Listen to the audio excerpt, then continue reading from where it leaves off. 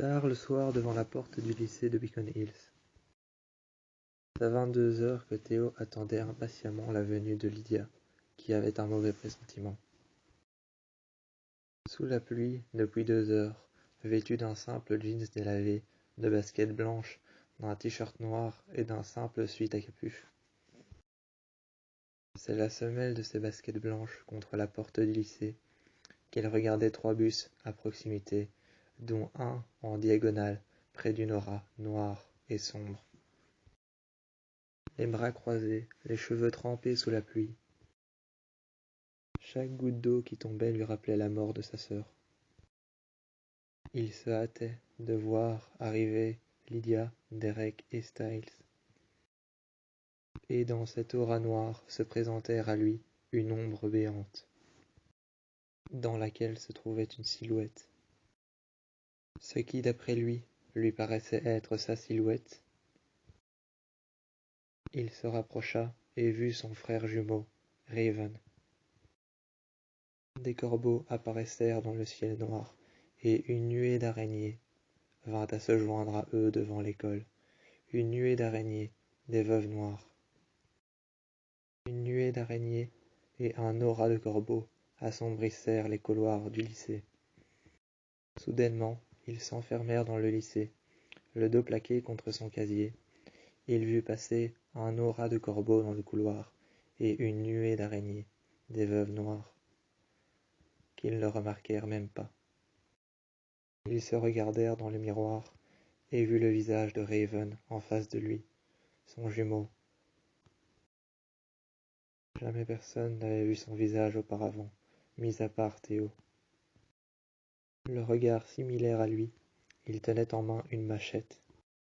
Et comme Théo avait le regard perçant et les cheveux plaqués en arrière, il regardait dehors et serrait en ses mains son t-shirt mouillé par la pluie.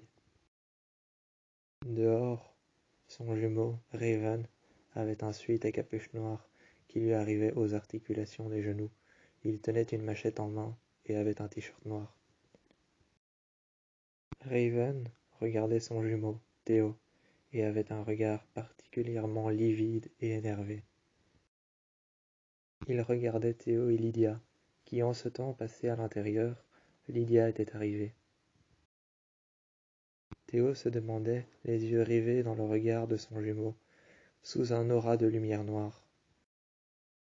Sous de cette aura noire et sombre, sous un lampadaire dans le parking, Lydia eut un mauvais pressentiment. Et elle vit, derrière le visage de Raven, la jaguar-garou, Kate Argent, qui lui tenait les épaules. Théo commençait à penser que Kate l'avait libéré de son enfer. Et puis par après, à la vue des récents événements, une voiture de police passèrent devant Raven. Et en un sourire qu'il fut à Lydia et à son frère Théo, il disparut. Raven, le corbeau noir de Beacon Hills, aurait bien voulu être dans le même enfer que son frère jumeau pour pouvoir tuer Théo. Aujourd'hui, libéré et sorti de l'enfer qui lui a été créé grâce à la force de Kate Argent, la jaguar-garou, Raven fera tout pour récupérer la chose que son frère possède, mais que lui ne possède pas, un visage. Il veut aujourd'hui lui arracher et le lui prendre. Aujourd'hui, Raven recherche Théo plus que toute autre chose pour l'avoir échangé il y a 5 ans contre le pouvoir et la puissance. 5 ans avant, Raven, à cause de son frère Théo, a été le cobaye du docteur Valak. Enfermé à Beacon Hills il y a 5 ans pour pouvoir être le cobaye de test d'une puissance psychotrope non testée. Un sérum de synthèse censé agir comme le bromure de pancuronium. À base de sang de banshee, le docteur Valak a mis un sérum censé agir comme le bromure de pancuronium. Mais cette puissance psychotrope non testée n'a pas agi comme il le fallait. Aujourd'hui, Raven revient pour se venger. Théo, de l'intérieur du lycée, regarde Raven avec une machette à la main. Seulement, il se doute bien de ce qu'il a ressenti, mais ignore tout de ses intentions envers lui. Aux côtés de Lydia, Théo s'asseya par terre, contre son casier, et répéta sans cesse « Tu sais pas de quoi il est capable, tu sais pas de quoi il est capable, tu sais pas de quoi il est capable ». Sans cesse, ils ne cessèrent de répéter la même chose 3 fois. Il releva la tête, les mains sur les épaules, il releva la tête, et c'est alors qu'il vit l'un des casiers, en bas, s'ouvrir, et des scorpions, par centaines, sortir de ce casier, et rejoindre les contours de Théo, assis par terre. Lydia ne vit pas non plus, et n'entendit pas non plus les scorpions. Elle ne vit pas ce qu'ils voyaient, et n'entendit pas ce qu'ils voyaient. Mais lorsqu'elle se tourna, elle vit Kate Argent, la jaguar-garou, arriver droit vers eux, entourée d'une nuée, une nuée aussi noire que les nuages qu'il y avait dehors, une nuée d'araignées, ainsi que la jaguar-garou, Kate, qui avançait, avec ses crocs et ses lames acérées qu'elle tenait en main. Ses crocs et ses lames acérées qu'elle tenait en main, elle avançait tout droit, sans regarder nulle part s'il y avait un obstacle.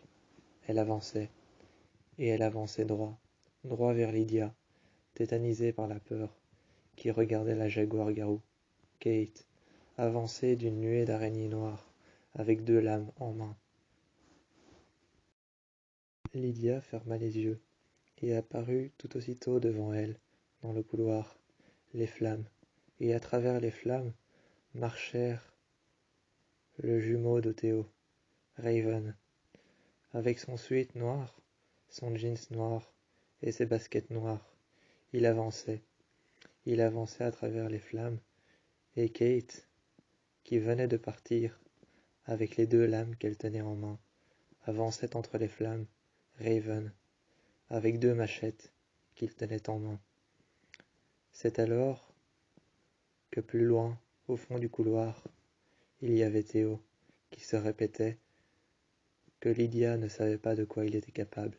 Lydia prit alors Théo par la main, par le bras, et il courut dehors avant de voir le reflet de Raven dans la fenêtre. À l'intérieur du lycée, Raven, à l'extérieur, montrèrent alors à Théo et à Lydia, qui étaient à l'intérieur, prisonniers des flammes et des visions, ce que faisait apparaître Raven. À l'intérieur, Lydia et Théo vurent alors à l'extérieur le reflet de Raven, qui montrèrent alors 2 lames, et soudainement le GSM de Lydia vint à s'allumer. Elle répondit, et c'est alors qu'elle entendit le même bruit que les 2 lames que portait Raven dehors, le bruit étouffant de 2 lames qui étaient aiguisées les unes contre les autres. Dans les vestiaires du lycée, c'est en débardeur noir et appuyé contre le mur, à côté des éviers au-dessus desquels se trouvent les miroirs, que Théo, en débardeur noir et jeans délavés, il attendait de manière impartiale l'arrivée de Liam, que Liam ne tarda pas à arriver pour le rejoindre et l'embrasser. À l'aube du premier contact visuel, dans les vestiaires du lycée, Théo retira tout aussitôt son débardeur et passa sa main dans le cou de Liam avant de l'embrasser. À son tour, il descendit le long du dos de Liam, passant ses mains sur ses omoplates, pour ainsi rejoindre le bas de son corps. Passant ses mains sur son bassin, Liam mit sa main sur le cou de Théo et retira ses lèvres d'une légèreté infime. Malgré l'horrible noirceur du vestiaire du lycée, la nuit et la putride odeur de transpiration, Théo et Liam n'étaient pas plus choqués que ça, avant de voir un casque de Lacrosse sur lequel il était inscrit « Je vous vois », courant le plus vite possible jusqu'à la salle de sport, pour ainsi rejoindre le bas de son corps. Passant ses mains sur son bassin, Liam mit sa main sur le cou de Théo et retira ses lèvres d'une légèreté infime.